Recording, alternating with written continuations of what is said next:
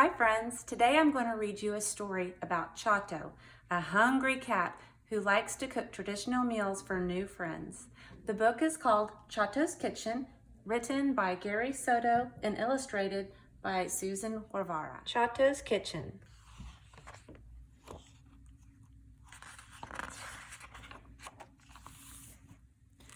Chato, a low-riding cat with 6 stripes, was slinking toward a sparrow when he heard the scrape of tiny feet coming from the yard next door. Left, right, left, right. Chato's ears perked up. His tail began to swing to the rhythm. He felt the twinge of mambo in his hips. The movement frightened the sparrow, who shot off into a tree.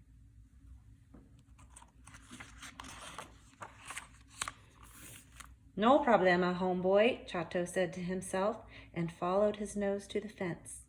Through the narrow slats his eyes grew big as he spied 5 mice, the color of gray river rock. His whiskers vibrated with pleasure as he leapt onto the fence for a closer view. Yes, it was a whole family of fat, juicy mice moving into the house next door. Chato raked his tongue over his lips and meowed a deep growling meow. The mice froze and their belongings on their backs. They began to shiver like leaves in the wind. Chato was the tallest cat they had ever seen. "Orale, neighbors," the cat purred. "Don't be scared of me. I'm a cool, low-riding cat." The mice dropped their things and scattered. "No de veras, hombres, I'm okay," Chato reassured, but the yard was empty. Another meow rumbled in his stomach, just barely suppressed. Chato thought for a moment as he stabbed his face into his furry shoulder and chewed the daylights out of some bothersome flea. "Aha," he thought, "I'll invite them for dinner." Chato jumped down from the fence and returned to his house.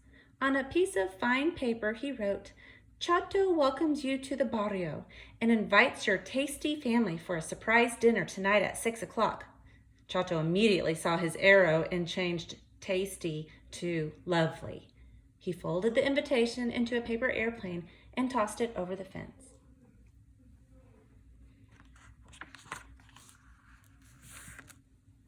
The airplane spiraled down on a parachute of wind, and Puppy Mouse read it out loud.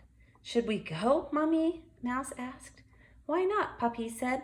"That Chato cat seems muy simpatico. Very nice, I'm sure." "But isn't Chorizo coming over tonight?" Mummy Mouse asked. "Híjole, that's right," Puppy said. A friend from the old neighborhood was due over for dinner. They called him Chorizo, or Sausage, because, well, that was the kind of guy he was. After much talk, Puppy wrote back, "Many thanks, mil gracias. We're coming and we'd like to bring a friend, okay?"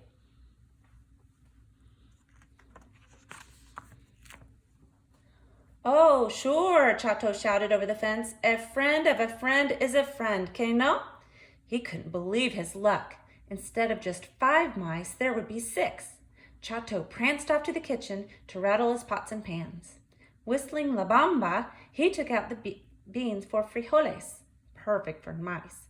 Then ripe avocados for guacamole, very nice. He checked for some arroz because, of course, we need rice.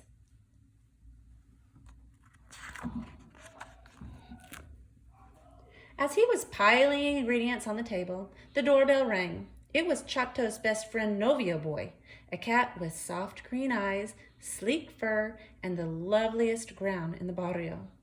Novio Boy also wore the flashiest cat collar, a leather one with real gems that sparkled at night when cars passed in the street.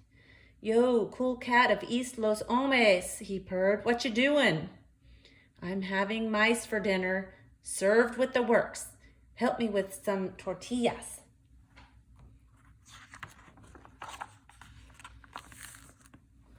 The guys got to work while Chato rolled out las tortillas with a rolling pin. Novio Boy placed them on the hot griddle, careful not to burn his paws.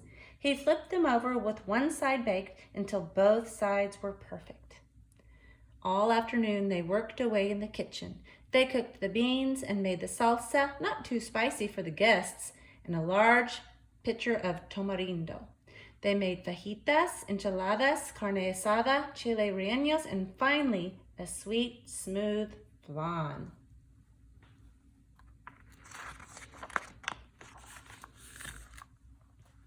While the cats were busy in Chato's kitchen, the mice were settling into their new home. They'd set up a bottle cap for a bathtub, a chip of glass for a mirror, and their matchbox beds all in a line. But they still remembered as the sun began to drop behind the trees that they should take a dish to Chato's house.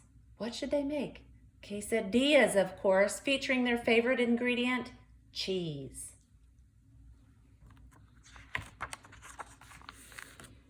Soon chorizo arrived and the mice danced in the shadow of their long, skinny, low-riding friend.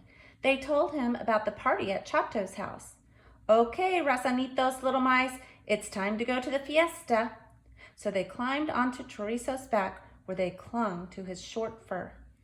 As if in a limousine, they cruised out of their jungly yard and around the picket fence to Chato's place.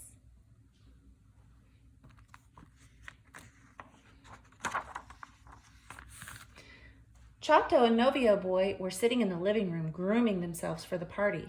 After 5 hours of cooking, they were so hungry that each time a bird swooped past the window, their gray eyes grew narrow and their mouths watered. When they heard a rap at the door, they grinned at each other. It was like delivery service with mice instead of pizza. We brought chorizo, Mommy Mouse called. Sausage. Chato and Novio Boy danced, and with a clean pause, they gave each other a low 4.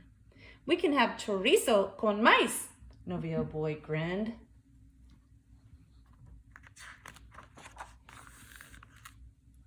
But when they opened the door, Chato and Novio Boy were facing a low, road-scraping dog with a barrio of mice on its back. "We're here," shouted one of the little ones. The cool cats didn't say anything. They didn't hiss or swat the air. They ran and cowered under the dining table.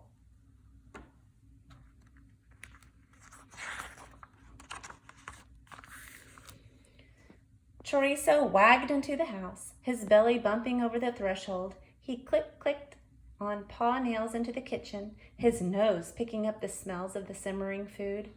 He shivered the mice from his back, and they dropped like gray fruit. "Hola," Chorizo barked politely.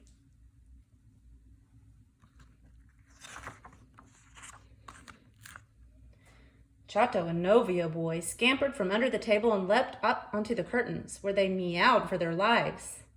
"What are you doing there?" Mommy Mouse asked. "Don't tell me you're scared of Chorizo. Mira, he's a nice dog." Chorizo wagged his tail and let his tongue fall out. Chato and Novio Boy looked at each other. They slid from the curtains and, fur raised, greeted Chorizo with a cautious meow.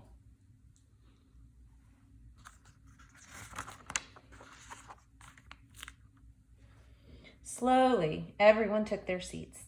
"Salud," toasted Chorizo, "to your health." "Salud," Chato agreed forlornly. He was not going to eat any guests tonight, but still, he figured it was a pretty good meal they'd rattled from their pots and pans. After all, it came from Chato's kitchen. That story made me hungry, reading about Chato cooking everything in the kitchen.